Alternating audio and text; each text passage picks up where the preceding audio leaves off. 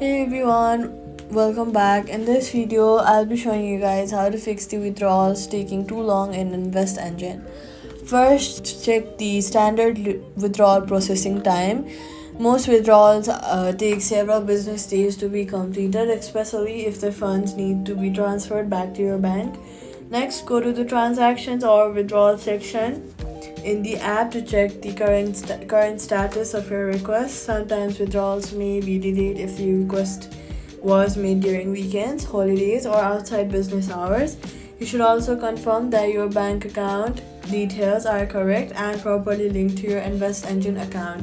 If your withdrawal requires identity verification or security checks, this also adds extra processing time. Refresh the app and check your email for any updates from or confirmation messages regarding your withdrawal. If the withdrawal takes longer than expected processing time, contact InvestEngine support to check the status of your transaction.